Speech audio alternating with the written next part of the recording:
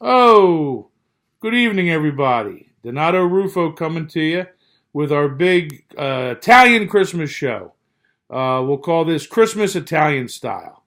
Merry Christmas, everybody. Happy New Year. I thought I'd share with you some of the traditions, some of the things that are done in Italy, and sprinkle in some of the little traditions that we carried over here to America as well. So let me read to you what I have prepared. I hope you enjoy.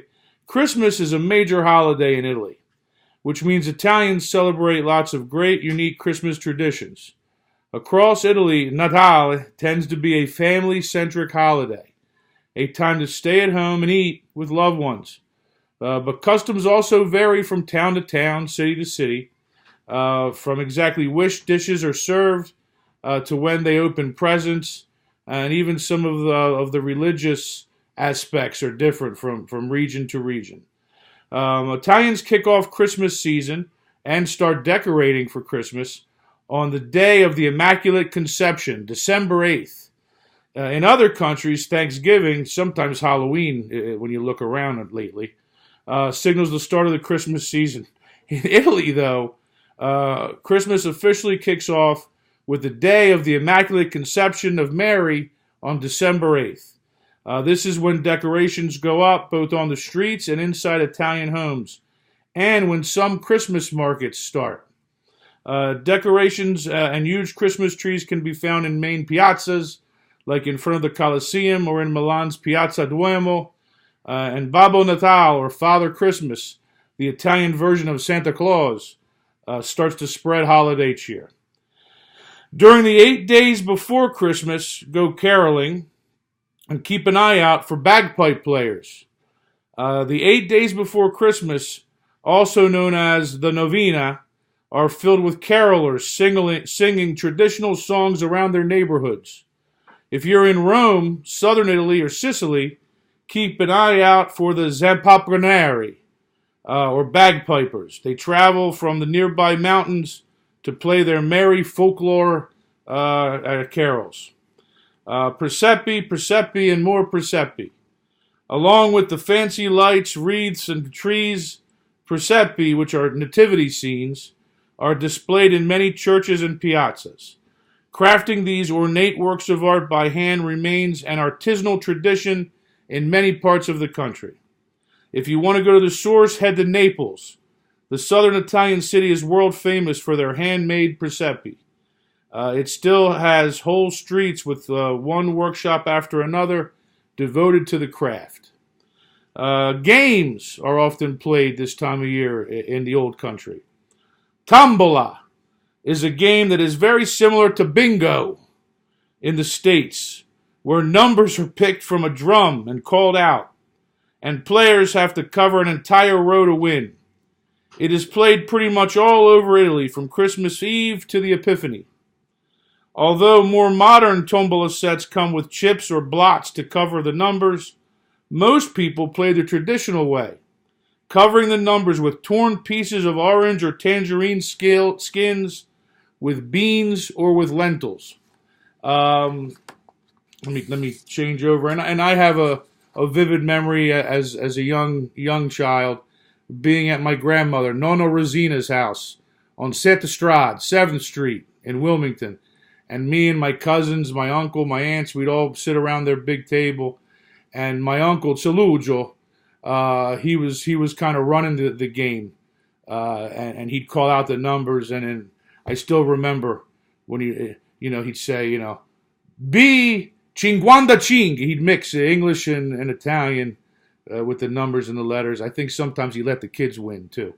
That was a good memory from my childhood. Don't eat meat on Christmas Eve. A lot of people know about this. To prepare and purify their bodies for Christmas Day, Italians avoid meat on La Vigila, Christmas Eve. Although the idea is to eat lean, most indulge on multiple courses of fish, sometimes as many as 7. Festa de Siete Pesci. The long tradition of eating seafood on Christmas Eve dates from the Roman Catholic tradition of abstaining from meat on the eve of a feast day. As no meat or animal fat could be used on such days, Observant Catholics would instead eat fish, typically fried in oil. It is unclear when the term Feast of the Seven Fishes was popularized. The meal may include 7, 8, even 9 specific fishes that are considered traditional. However, some Italian American families have been known to celebrate with 9, 11, maybe even 13 different seafood dishes. 7 fishes is as a fixed concept or name is unknown in Italy itself. In some of the oldest Italian American families, there was no count of the number of fish dishes. Dinner began with whiting in lemon, followed by some version of clams or mussels in spaghetti, bacala, and onward to any number of fish dishes without number. Some have suggested that the idea of 7 fishes may have originated in restaurants. On Christmas Day, eat away. After the light Christmas Eve dinner on Christmas Eve, Italians invite their family and friends for a large lunch that usually goes on all day. Many save up to have the most lavish celebration possible, serving up traditional dishes like pasta in brodo, pasta in broth, roasts, and traditional desserts like panettone. And the festivities don't end on December 25th. Celebrations often extend into December 26th with the national holiday of Santo Stefano. Families get together and eat leftover Christmas dishes and sweets. The official end of the Christmas season, though, isn't until January 6th, the day of the Epiphany, and the 12th day of Christmas. On the eve of the Epiphany, families usually prepare a large dinner to mark the end of the holiday season. Children are given candy or coal, usually made of black sugar, depending on if they were naughty or nice. The Epiphany is when La Befana, a kind of good witch, who is believed to have followed the wise men but got lost, drops off presents. According to legend, La Befana got her start at the time of Christ's birth.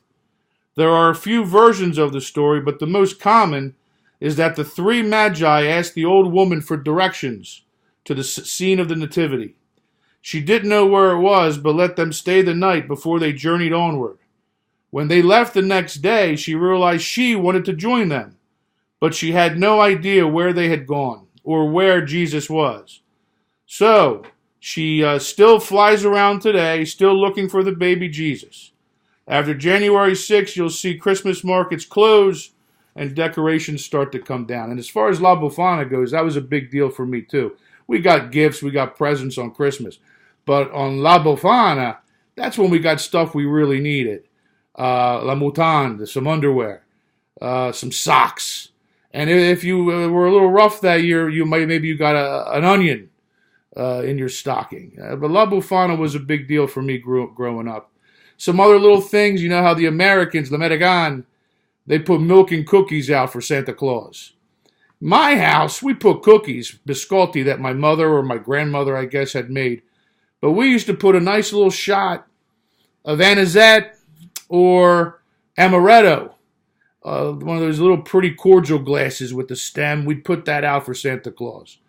And then the next morning, the anisette was gone. Merry Christmas. Santa Claus had to warm up. He needed a little energy, a little shot to continue on his journey. So that's another little memory that I had of Christmas. Christmas is a big deal for Italian Americans. We have a good time with it. So you see I got my tree back here. I got my snowman where we put all the Christmas cards that we get through the mail. It's where we put them. My cat's over here. Maybe my cat wants to say, Merry Christmas. Here, very rare appearance. This is Princess. Say hi to the people. Flame Point Siamese. Beautiful cat. Beautiful cat. Merry Christmas to you too, babe. All right, go be a cat. And that's my Christmas show. My Christmas Italian style. For me, my wife Patricia, my kids Gina and Dominic, we wish you all a Merry Christmas and a Happy New Year. And keep watching Rufo Social Studies class. All right? Until I see you next time, you take it easy, huh? Buon Natale. And we'll see everybody next time. Ciao, baby. And now, we're going to shut her down. Good night, everyone.